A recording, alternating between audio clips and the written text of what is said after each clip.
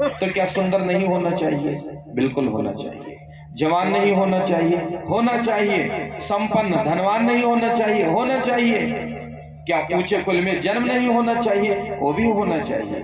ये चारों चीजें प्राप्त होना भी सौभाग्य की बात है, पर इस पर यदि लेबल नहीं लगा होगा विवेक का, तो ये हमें पतन के मार्ग पर ले जाएगा महाराज। जवानी विवेक का उस पर नियंत्रण होना चाहिए।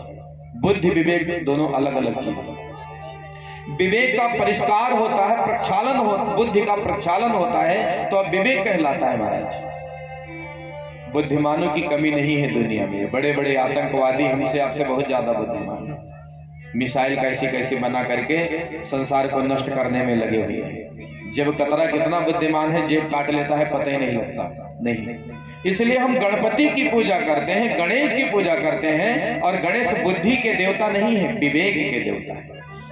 मात्र बुद्धि से काम नहीं बनेगी जब तक विवेक नहीं होगा। कहने में तो लगता होगा कि बुद्धि विवेक समानार्थी शब्द है, नहीं, दोनों में बड़ा फर्क है। बुद्धि विवेक में बड़ा फर्क है। बुद्धि केवल स्वार्थ की ओर धकेलती है, पर विवेक अपने लाभ के साथ साथ दूसरे का नुकसान ना हो यह भी एहसास कराती है। उस विचारधारा का नाम है विवेक। तो रूप सुंदर हो लेकिन विवेक हो, नहीं तो छल लिया जाएगा वो व्यक्ति। कोई देखने में बहुत सुंदर है, चेहरा बड़ा सुंदर है, चित्र बड़ा सुंदर है, तो चरित्र भी सुंदर होगा इसकी गारंटी नहीं है। क्योंकि मार्केट में आज के समय में वो माल बहुत धड़ल्ले से बिक रहा है, जो है तो नकली लेकिन लेबल बड़ा चटकीला लगा है। असली डब्बा असली वाला और डब्बा के अंदर पेंट नकली वाला, पता ही नहीं लगता। नकली माल, असली सोना कहो कम चमके, लेकिन नकली वाला आर्टिफिशियल क्या कहना, चमकदार, आदमी की दृष्टि कमजोर पड़ जाए, फर्क ना पाए। तो मेरे कहने का तात्पर्य सिर्फ इतना है कि हर वो चीज जो बाहर से देखने में सुंदर है, यह मत स्वीकार कर लेना कि वह अंदर से भी सुंदर ही होगी। क्यों?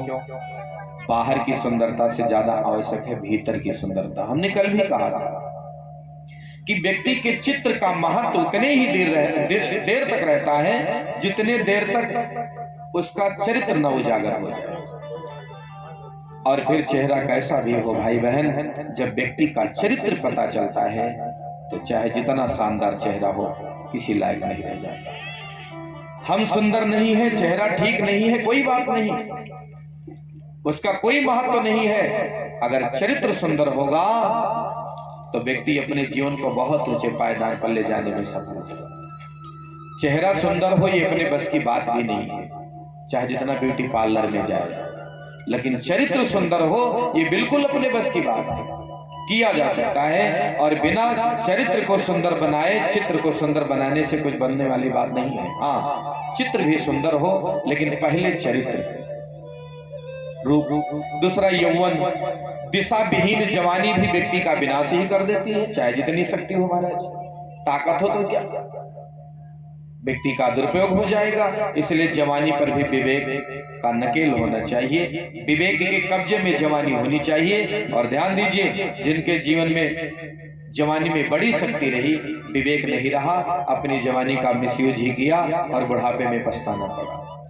तो ये जवानी, नौजवानों उठो वक्त यह कह रहा, खुद को बदलो जमाना बदल जाएगा, शक्तियों को लगाओ सही कार्य में, देश का विश्व का भाग्य खुल जाएगा।